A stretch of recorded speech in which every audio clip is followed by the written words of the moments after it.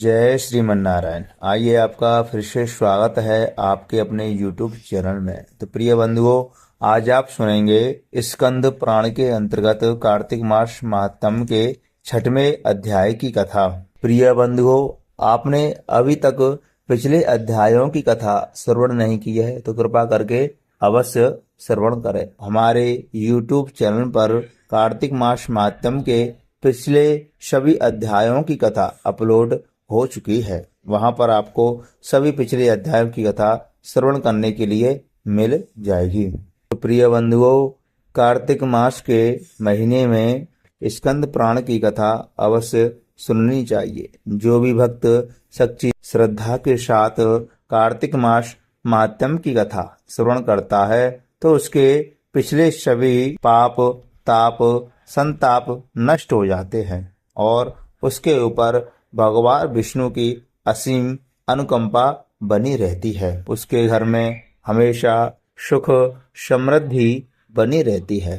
तो प्रिय बंधुओं, इस अवसर को खाली ना जाने दें।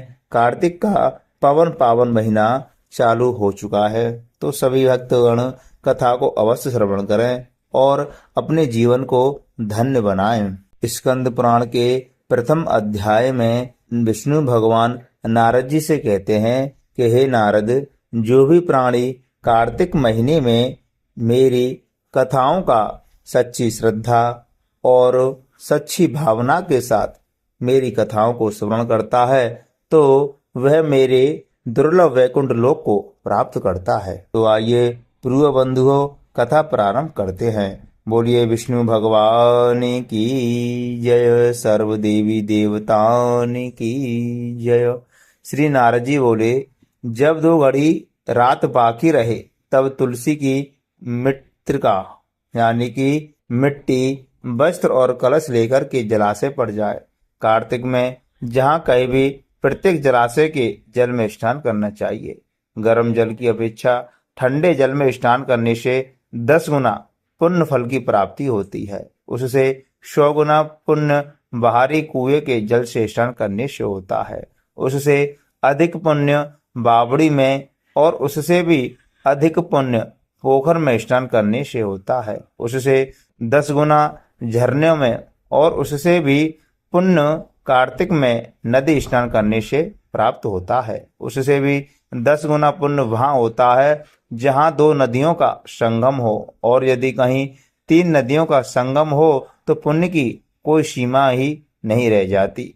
स्नान से पहले भगवान का ध्यान करने के स्नानार्थ संकल्प करना चाहिए। फिर तीर्थ में उपस्थित सभी देवताओं को क्रमशः अर्घ आचमन आदि इत्यादि देनी चाहिए।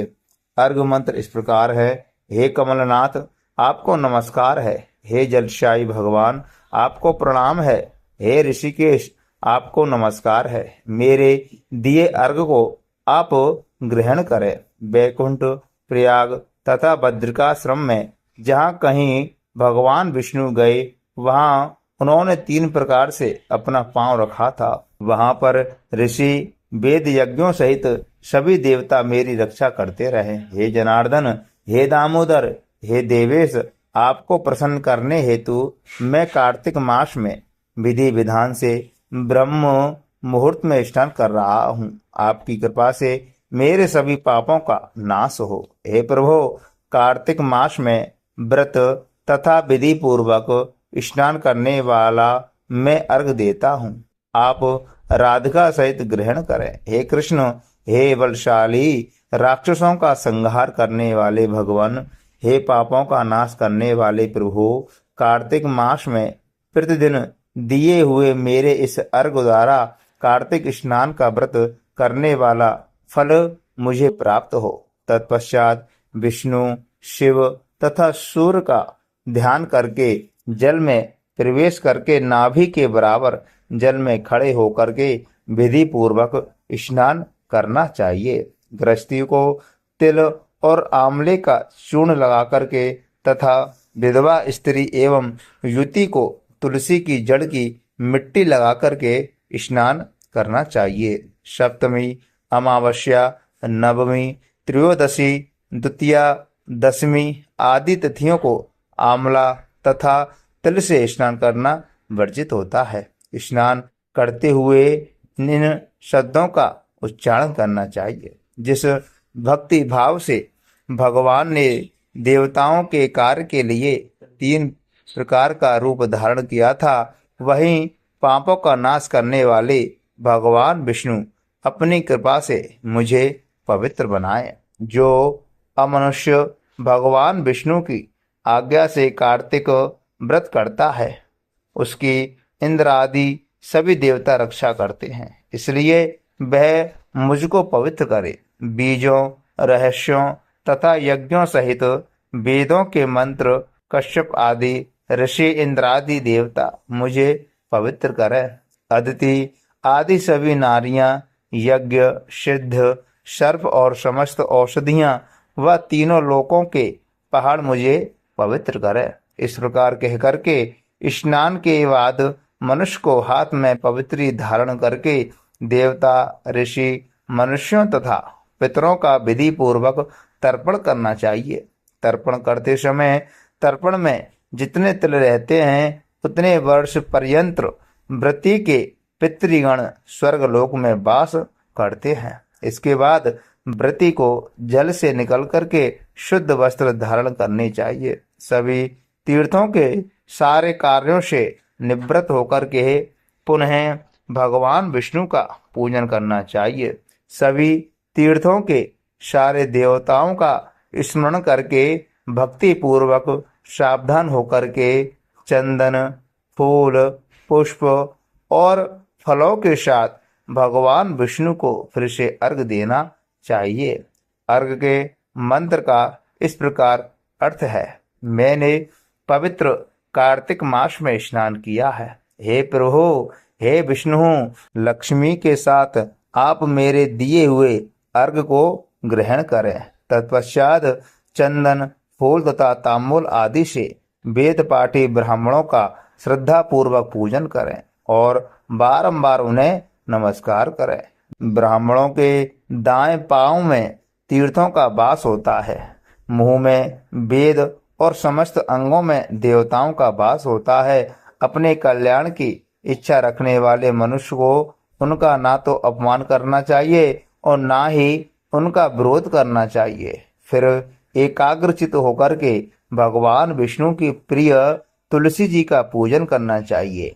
उनकी परिक्रमा करके उनको प्रणाम करना चाहिए और कहना चाहिए, हे देवी, हे तुलसी, देवताओं ने ही प्राचीन काल से तुम्हारा निर्माण किया है और ऋषियों ने तुम्हारी पूजा की है।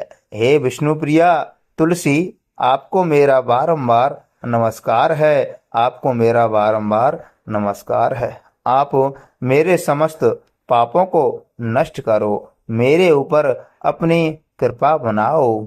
इस प्रकार जो मनुष्य पवित्र भक्ति पूर्वक कार्तिक व्रत का अनुष्ठान करते हैं, वे संसार के सुखों का भोग करने के बाद अंत में वैकुंठ लोक को चले जाते हैं। उनको मोक्ष पद की प्राप्ति होती है। तो बोलिए विष्णु भगवान की जय, तुलसी महारानी की जय, सर्व देवी देवताओं की जय।